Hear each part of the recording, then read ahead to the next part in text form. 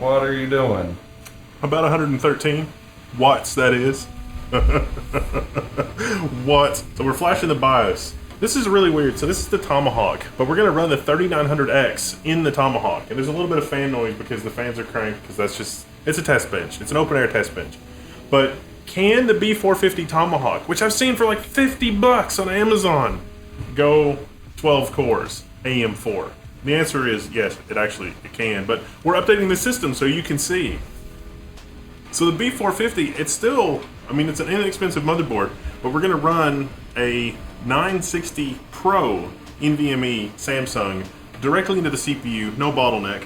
And I've got 64 gigabytes of G-Skill Trident Z memory. 64 gigabytes that we're going to run on a $50 motherboard. Well, it's about 50, 65, something like that. It's a B450 motherboard from middle gen. Now, I mean, you could do this on a B350 motherboard or an X370, but B450. This is you don't need PCI Express 4.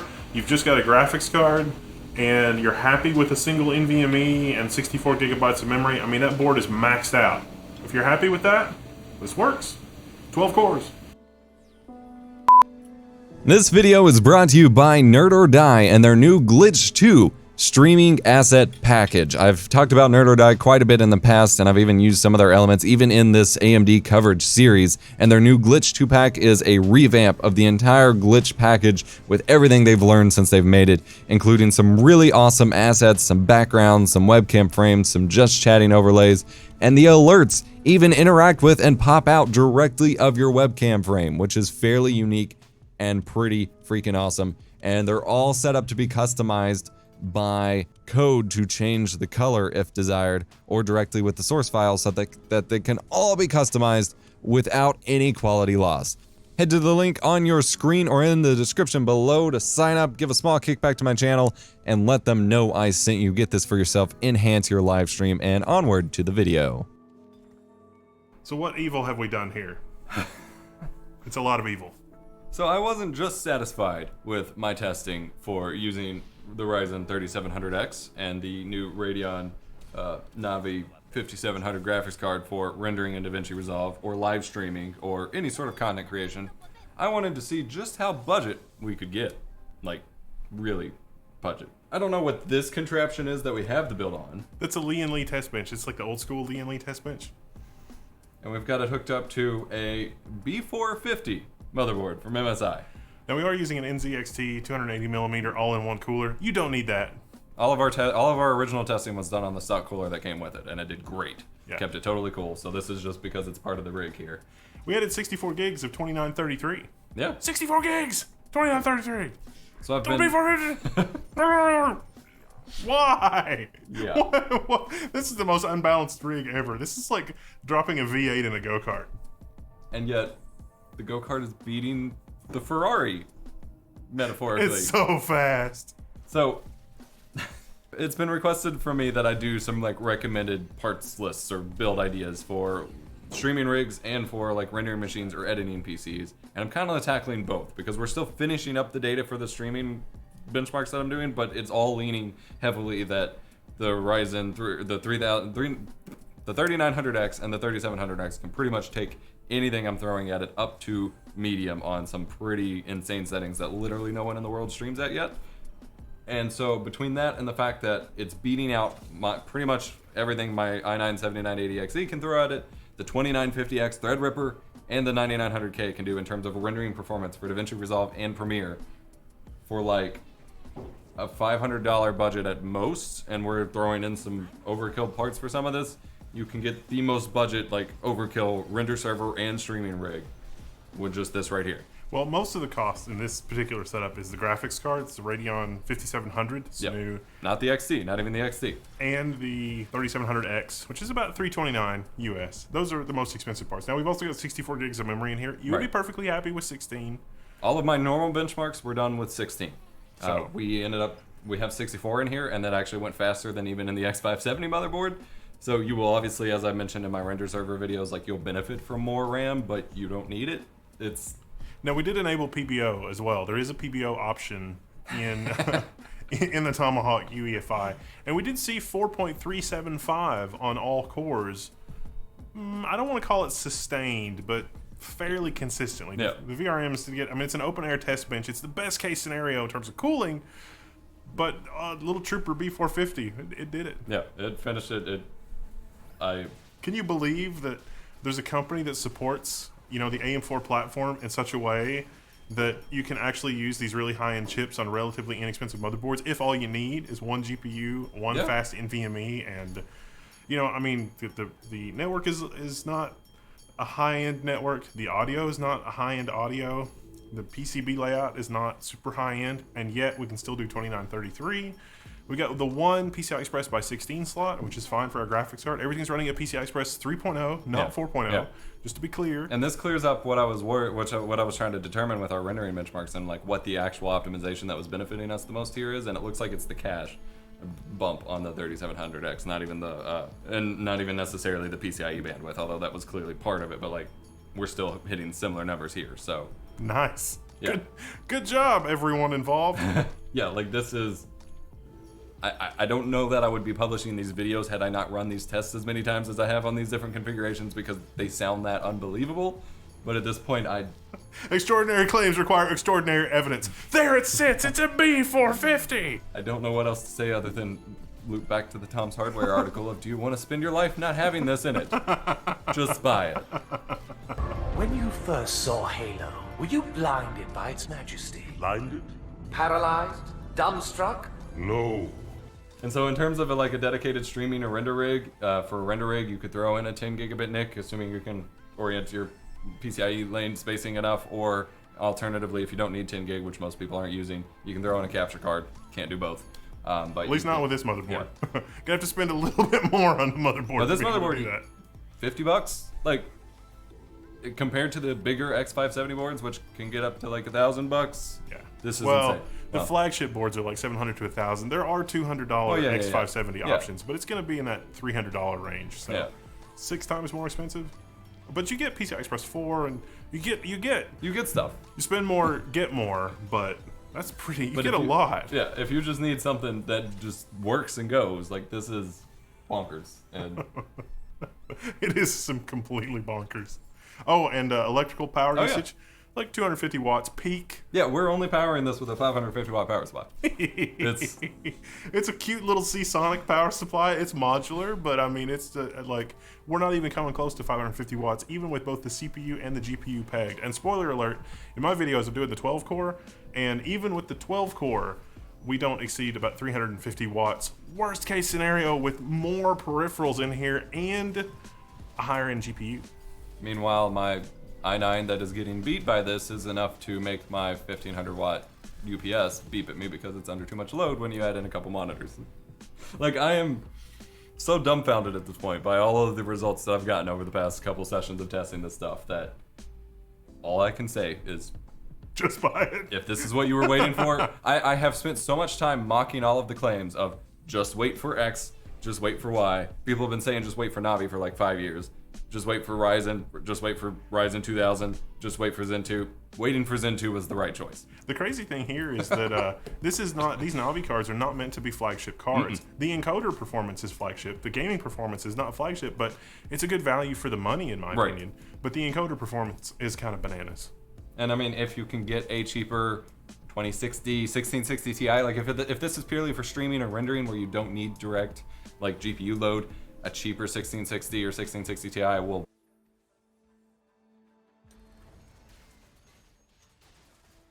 be more budget friendly.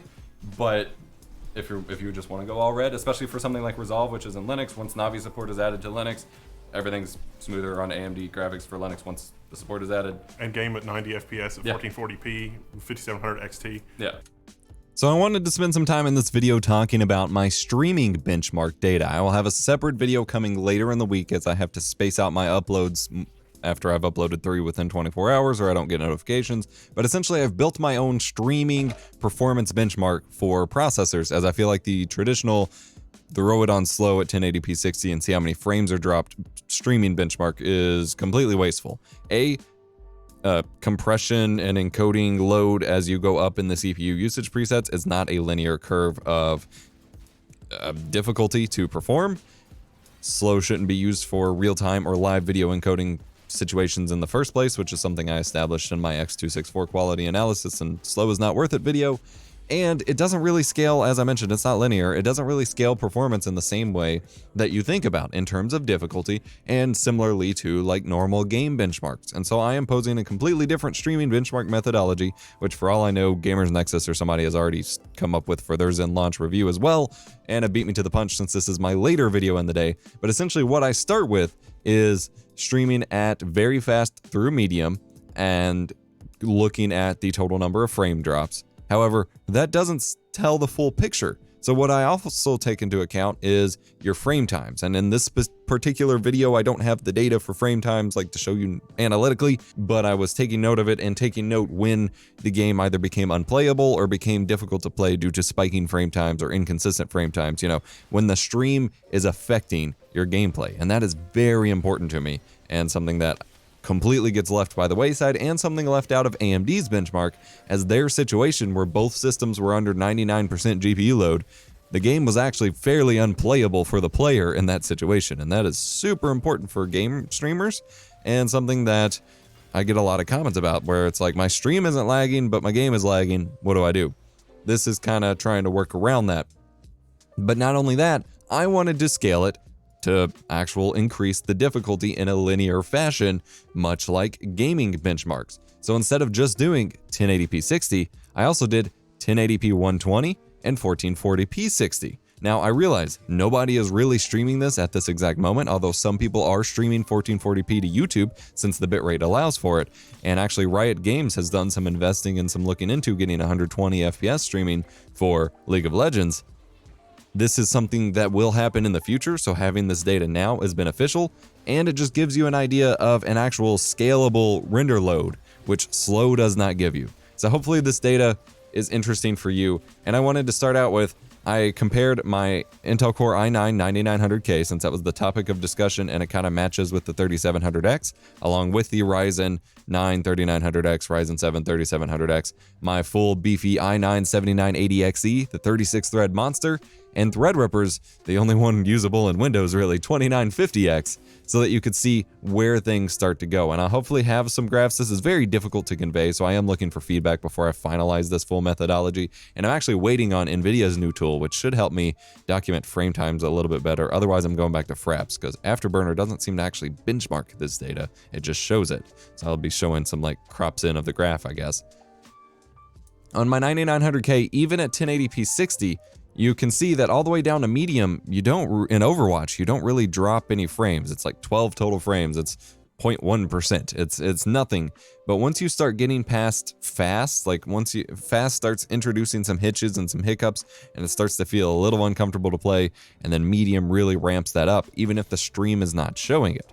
At 1440p 60, this is really bad. At medium, it's completely unplayable, and anything lower than faster, pretty much, it starts to really get gnarly. Even though, again, the stream itself isn't dropping a whole lot, the experience that the viewer and the player gets due to the weird frame jitter is not a very good experience. And then drop it down to 120 frames per second, and again, faster is fine, but fast and medium are pretty much unplayable and unwatchable. And this also helps shows my point about this not being linear. You have very fast, faster, and fast on a lot of these games that don't show any frame drops until you get to higher resolution or frame rate, and then fast on higher resolution and frame rates, and then just medium at 60 frames per second just suddenly has all of the dropped frames, because the computational requirements and the complexity of the encoding as you go from CPU usage preset to preset to preset is not a linear increase. That's as much as I'll harp on it. The other game that I got to test here in this situation, I ended up only getting to test 3 games, and I will need a serious rallying of comments and feedback if you guys actually want me to go in depth with these kinds of streaming benchmarks, because it took so long. It is 2:30 a.m. the night before the launch is supposed to happen. We're like 7 hours out from launch, and I'm only just now finishing up the benchmarking just to have these 3 games documented, and the third game is only documented on 2 processors. It took so long. I only had such little time with the hardware. It takes so long to document this, and it's so much work. And even on our second session, I had my wife helping out doing some of the benchmarking in Overwatch and Guild Wars, because it takes so much work to get this done. So I'll need some serious rallying both in the comments and just in general, so I can try to get AMD to actually send me this hardware so I can do a full series, document all this for everything. Because otherwise, by me putting this out there, Gamers Nexus or Hardware Unboxed or someone with staff and more time is just gonna, you know, plow me over with documenting this themselves. So in Guild Wars 2, I tested this because it's very CPU bound. It's an MMO, and typically the big world boss events generally run like crap anyway, even if you're not streaming, and I wanted to cover this as well. And again, same thing, 1080p 60, you don't really see any frame drops. 1440p 60, you don't see any until fast and medium, but it really starts to impede gameplay. Like,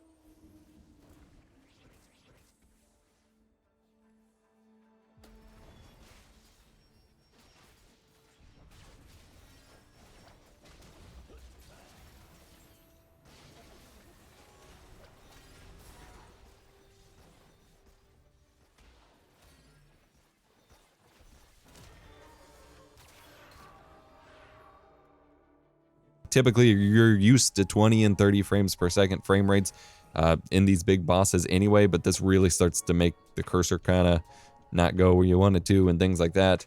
And then 1080p 120, again, it's fine up until fast. Fast, it drops a few frames, and then it drops a third of the frames at medium.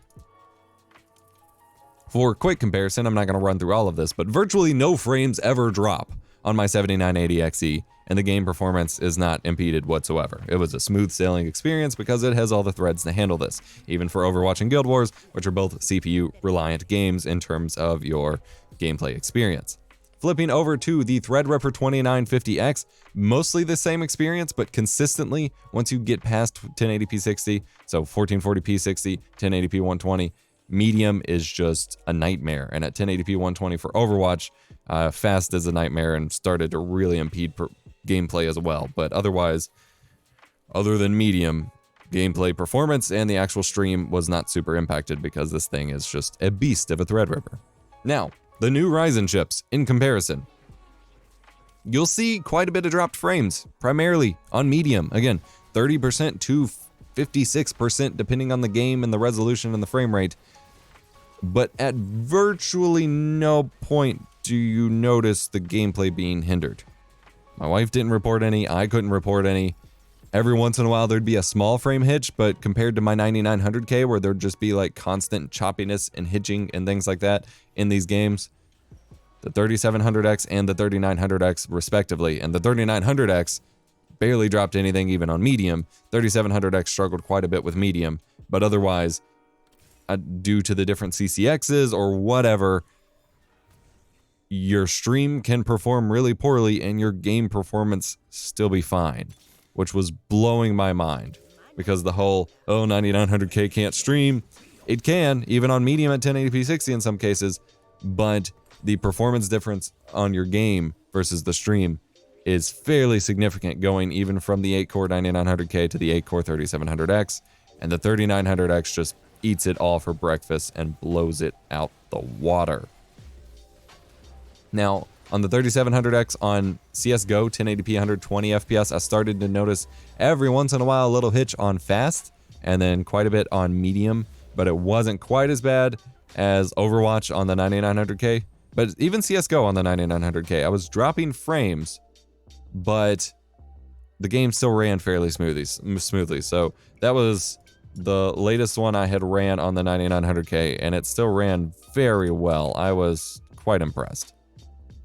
So yeah, I will, again, let me know in the comments below if you want to see me actually doing some thorough streaming benchmarks on all the hardware I can get my hands on, and if AMD should send me the hardware, because this is something that requires a significant time investment and potentially cost investment if I can't get the hardware. So I need to know that you guys want this, but I think it's worth it. Let me know what you think in the comment section down below.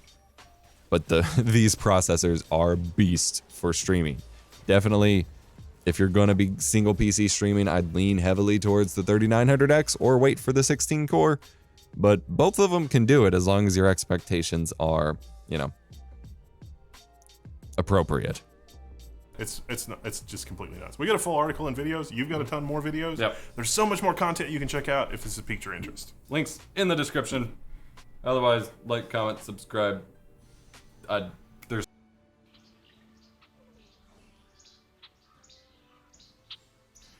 All right, we've got earnings coming up tomorrow. I hope that you have some good numbers for me. Excellent numbers, sir. Actually, the projections are fantastic. The next few quarters, I mean, we're going to be making a lot of money. But what about our competition?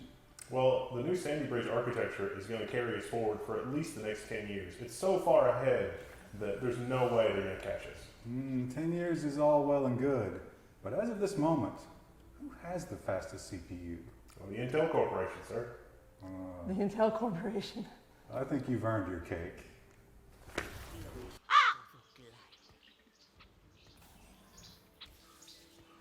All right, earnings time again. We're all wearing our lucky outfits. We've got our lucky cake. How does it look? It looks pretty dang good. We've gone from 93% market share to 95% market share. That's not the largest number I've ever heard. What about on the hardware end? Well, we've been tweaking the design, but we really haven't made a lot of changes.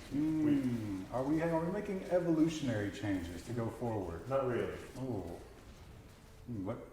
Who has the fastest CPU in the world? Well, the Intel Corporation. The Intel Corporation. Slice that cake.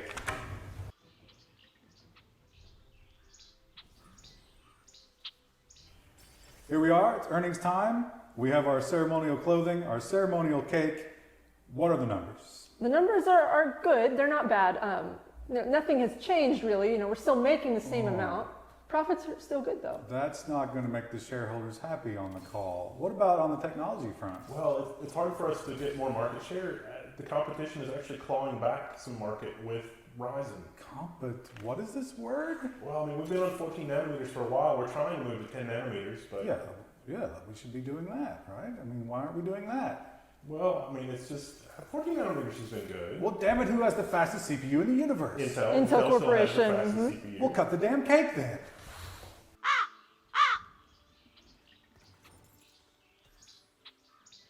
All right, you're probably wondering why I've told you to put on your lucky clothing and get the lucky cake. It's not an earnings call, but as I understand it, there's some sort of crisis spectrum. A Spectre, and not that. What is that? Well, it turns out that we have some massive security issues, and the fixes are going to slow the processors down. And Slow is the opposite. Our goal is to go fast. yes, it's very problematic. Is this going to affect our financials? Yes, sir, almost definitely. We don't know the extent of the damage yet, but I mean, the amount of research we're going to have to do alone is going to cost us, who knows how We don't much. even know how much it's going to cost.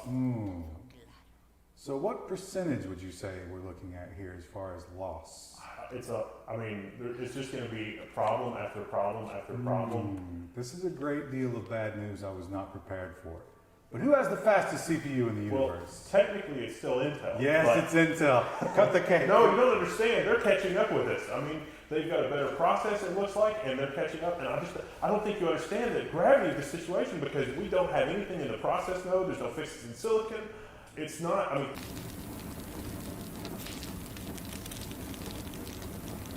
All right, enough of this. Who has the fastest CPU in the world right now?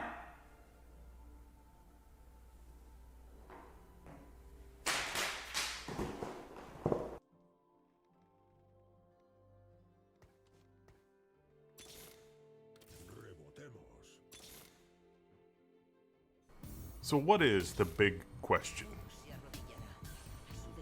What's the fastest? Obviously. Now, disclaimer.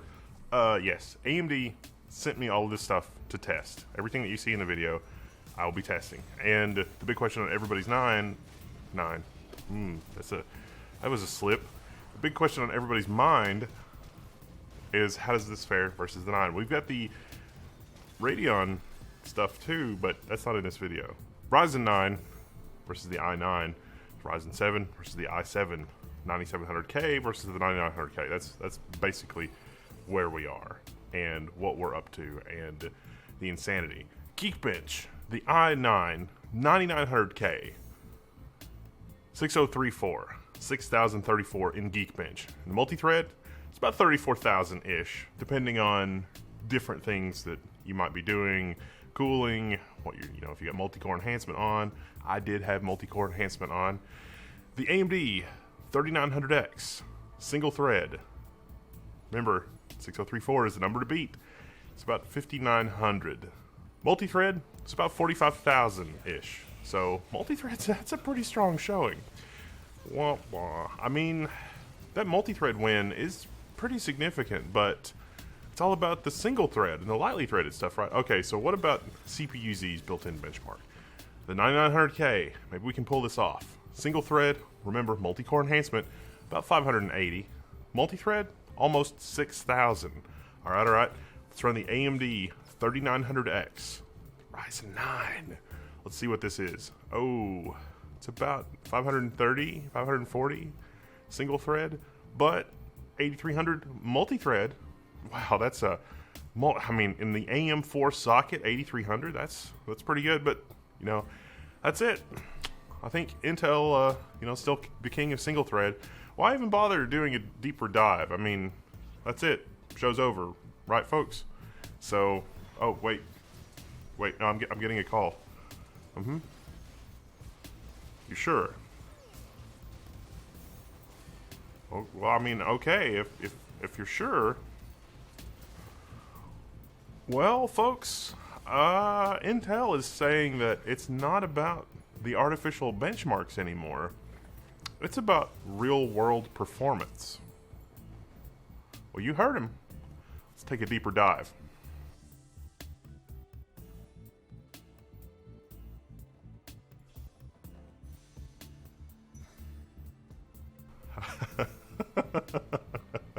You knew it was going to be more complicated than that, didn't you? Well, the dog literally caught the car, so it's just packing around a tire at this point. Let's take a look at some of AMD's slides. So, first up, the pricing. So, this Ryzen 9, which is a 12-core, is about $499 US. So, it's about the same price as the 9900K before the price drops, which have not been confirmed as of this video. Now, locally, I've got a Micro Center, which has always been a little bit below retail, especially if you buy like a combo motherboard deal. They're willing to take a little bit of a hit to get you in the store. So, I don't know if there's a legit price cut on the 9900K to take the wind out of AMD sales a little bit. There was the memo leak where Intel said, we're probably going to win on single thread and lightly thread, but as you'll see from my testing, in artificial benchmarks, that's true, but real world, that's not true. It's a tie or in favor of AMD, pretty much no matter how. I mean, I haven't done super comprehensive testing because I have not had like enough time with like the full version of everything. Unequivocally, I think AMD has got the better part, especially for the mainstream, especially for people that want a little bit more performance, but they don't need PCIe lanes, for example. They need the CPU horsepower. I think AMD's got the better product, but we'll get to that. We'll get to that. Of course, the Ryzen 7 3700X. Those are the CPUs we have. So we have the 3700X and the 3900X. That's sort of the top and bottom of the top of the stack, if you will, at least until the 16-core 3950X comes out, which, ooh, I can't wait. Can't wait for that one. So, yeah, the 329 US, 499 US. So the 3700X really, you know, is comparable to the 399 9700K, but for 95% of things, it actually is probably better than the 9900K. Single thread, this is a little weaker, but owing to the not quite as good maximum boost clock. But, I mean, it's a 65 watt part, so it's going to be a little under. So it really does compare to the 9700K at 65, the 65 watt TDP. But if you enable PBO and let it stretch its legs a little bit, it seems like it's going to do almost as good as a 3800X. Now, while I'm shooting this video, I don't have a 3800X. But while you're watching this video, I'm in line at Micro Center to buy a 3800X. So 21% more performance, one thread with 3rd generation Ryzen. So this slide from AMD has all of their other parts. So it's, you know, the 2700X, and it's like, look how much we improved over ourselves, because if you compare yourselves to other people, it only leads to disappointment. Most of the time, not this time, obviously, but most of the time. But it's like, look, I'm improving myself. That's all that matters. Yes, there are people out there that will be better, but I'm improving myself, and that's how, you know, that's the healthy psyche. So you look at this and it's like, wow, this is really good. This slide is actually conservative. I think that probably, I mean, this is Cinebench R20 single thread. Again, this is not, doesn't seem to be with PBO or anything like that. My results generally were better than this as long as I managed the thermals, and I used Fancy Pants X570 motherboard that could really let this new CPUs stretch their legs. One of the other things I talked about was the Windows 10 optimized scheduler.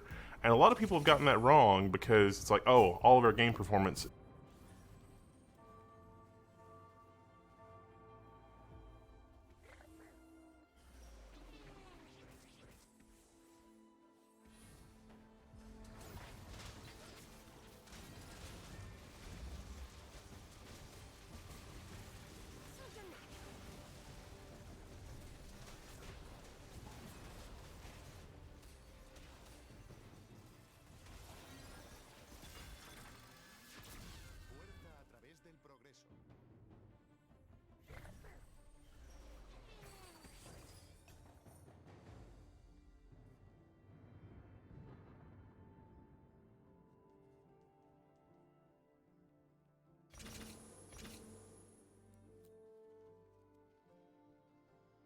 is going to be like magically better. So the Windows 10 scheduler, to be clear, benefits all Zen cores, all the way back to the original Zen, Ryzen 5, Ryzen plus Vega, literally everything. Windows 19.03, you do not need a driver for the new scheduler improvements. Everything is good.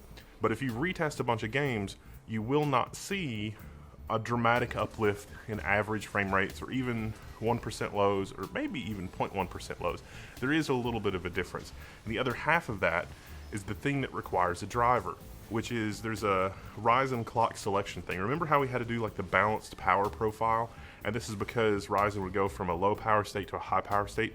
You really don't want to run your CPU at max clocks all the time, because it'll limit how often it can boost to those like really super high, like XFR, even beyond the maximum boost specified by AMD, especially on the 2nd gen Ryzen. And so you want it to very quickly be able to toggle between those clocks. And by default, on 3rd generation Ryzen, it was taking about 30 milliseconds. With the driver, it takes 1 to 2 milliseconds. There's more to this story here, because on 2nd gen Ryzen with the balance profile, and you know, surely it's not actually that slow. So there's a little bit more that I'm glossing over here.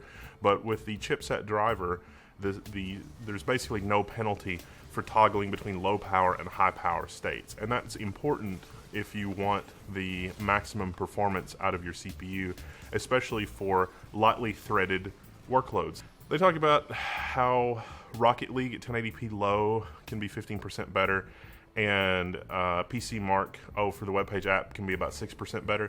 I can reproduce that on the PC Mark side of things. I was able to reproduce a 6% uplift with Indigo and 7-zip, but especially on other stuff. But like for Threadripper, like the Numa thing with Threadripper, that's something different, and that's still broken. So the dev team that was working on the scheduler fix, good job. You all get cookies, but you need to keep working, because I need that Numa issue fixed on the 2990. Oh, and by the way, 12 cores with 2 sticks of memory, I was right. It was definitely not memory bandwidth. I mean, I knew I was right, but here's another data point. I was right. No, I'm just kidding. I don't know. It's fine. It's all well and good.